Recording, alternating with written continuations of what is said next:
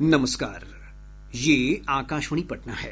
अब आप खालिद रशीद से प्रादेशिक समाचार सुनिए। पहले मुख्य समाचार। महागठबंधन दलों की पटना में हुई बैठक में राजद के वरिष्ठ नेता तेजस्वी प्रसाद यादव के नेतृत्व में समन्वय समिति बनाने का लिया गया फैसला। मुख्यमंत्री के चेहरे को लेकर नहीं बनी सहमति। भाजपा ने किया दावा, विधानसभा चुनाव में राज्य की जनता महागठबंधन को पूरी तरह से नकार देगी। वक्फ कानून को लेकर सुप्रीम कोर्ट ने दिया अंतरिम आदेश। वक्फ बोर्ड पर केंद्र का जवाब आने तक वक्फ संपत्ति की स्थिति नहीं बदलेगी। और बिल्डर से रंगदारी मांगने के मामले में दानापुर से राजद विधायक रीतलाल यादव ने न्यायालय में किया आत्मसमर्पण, भेजे गए जेल। अब समाचार विस्तार से।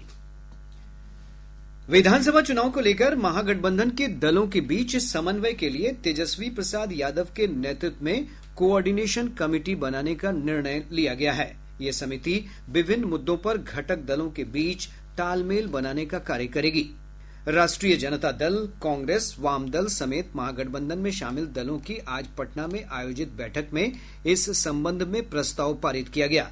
राजद के प्रदेश कार्यालय में आयोजित बैठक में पार्टी के वरिष्ठ नेता तेजस्वी प्रसाद यादव, कांग्रेस के प्रदेश प्रभारी कृष्णा अल्लावरू, प्रदेश कांग्रेस अध्यक्ष राजेश कुमार, वामपंथी दलों के वरिष्ठ नेता और विकासशील इंसान पार्टी के नेता मुकेश सहनी समेत महागठबंधन दलों के कई वरिष्ठ नेता मौजूद थे।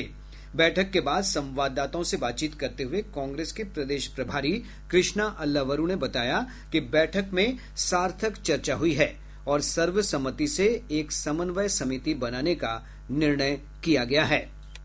इंडिया गठबंधन की कोऑर्डिनेशन कमेटी बनाई गई है, जिसके नेतृत्व तेजस्वी जी करेंगे और समय समय पर हमारी जो टीम्स हैं, कमिटीज हैं, बैठकें करेंगी, जनता के बीच में यूनाइटेडली जाएंगे। कैंपेन की क्या रणनीति होगी, क्या रूपरेखा रहेगा, मुद्दों पे कॉमन मिनिमम प्रोग्राम क्या बनेगा, कैसे बनेगा, इन सब चीजों के रूपरेखा और इम्प्लीमेंटेशन को मजबूती से करने में प्रदेश स्तर पर कोऑर्डिनेशन कैसे बिठाई जाएगी, इन तमाम मुद्दों पे गहरी चर्चा, खुल के चर्चा हुई है। राजद के वरिष्ठ नेता तेजस्वी प्रसाद यादव ने कहा कि महागठबंधन सभी मुद्दों पर एकजुट है। हम लोगों की पहली बैठक जो है महागठबंधन की हुई है और हमको लगता है कि काफी हर विषयों पर हम लोग ने चर्चा की है। बिहार की क्या स्थिति है, बिहार के लोगों की क्या चिंता है, इन सभी पर बातचीत हुई।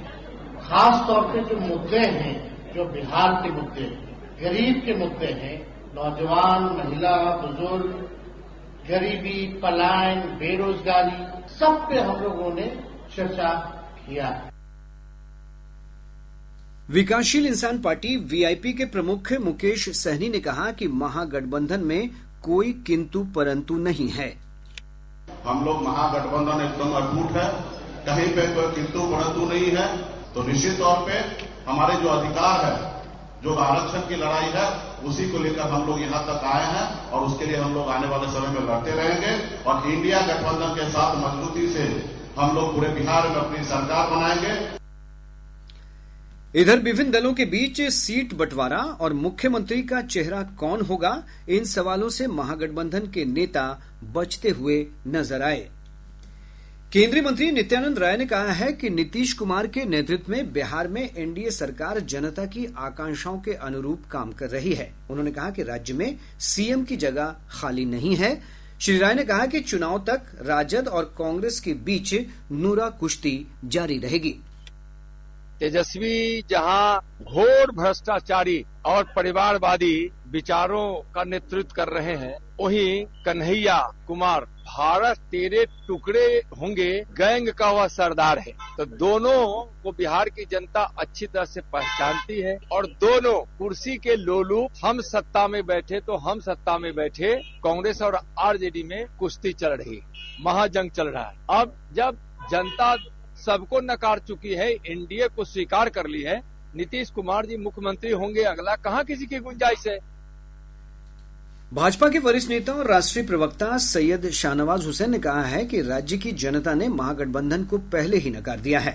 पटना में संवाददाताओं से बातचीत करते हुए श्री हुसैन ने कहा कि महागठबंधन को बैठकों से कोई लाभ नहीं होगा। उन्होंने कहा कि बिहार एनडीए में नेतृत्व को लेकर कोई विवाद नहीं है, जबकि महागठबंधन का नेता अभी तक तय नहीं है।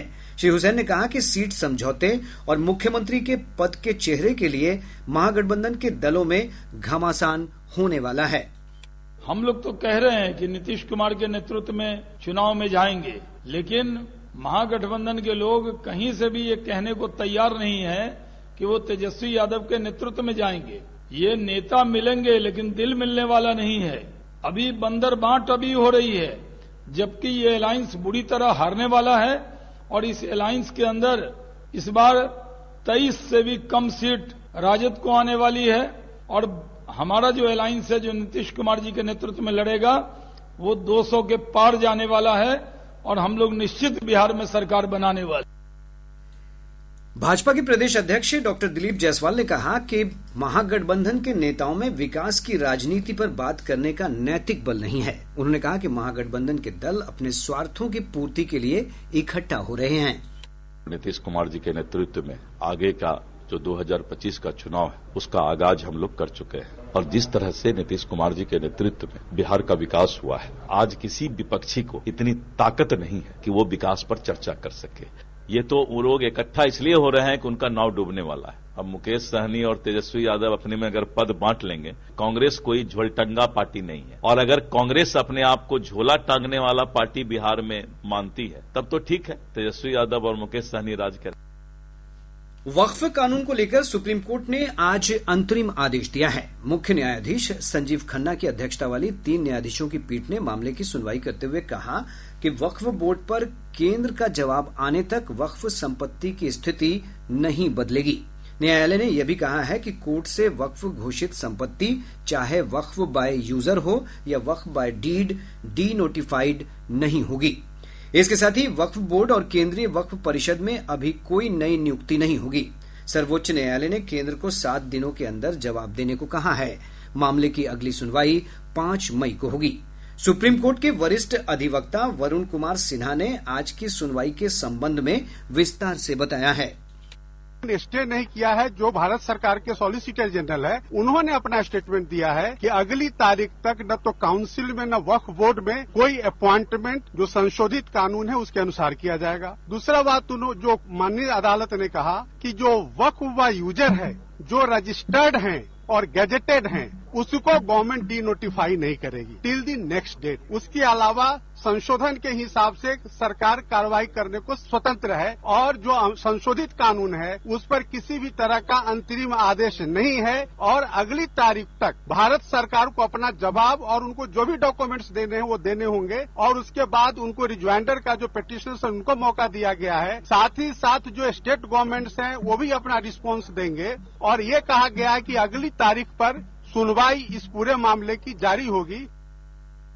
भारत के प्रधान न्यायाधीश संजीव खन्ना ने अगले मुख्य न्यायाधीश के रूप में न्यायमूर्ति BR गवई के नाम की सिफारिश की है।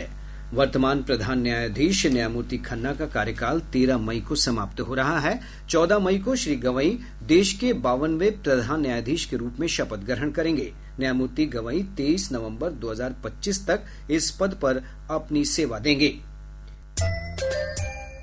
प्रादेशिक समाचार आप आकाशवाणी पटना से सुन रहे हैं। ताजा समाचारों के लिए आप हमारे एक्स हैंडल AIR_News_पटना पर जा सकते हैं। एक बिल्डर से रंगदारी मांगने और जान से मारने की धमकी देने के मामले में फरार आरोपित दानापुर से राजद विधायक रीतलाल यादव ने आज दानापुर व्यवहार न्यायालय में आत्मसमर्पण कर दिया। इसी मामले में कई अन्य आरोपियों ने भी आत्मसमर्पण किया है। अदालत ने इन सभी को न्यायिक हिरासत में बेऊर जेल भेज दिया। इस मामले में पिछले दिनों पुलिस और STF ने विधायक के 11 ठिकानों पर छापेमारी की थी।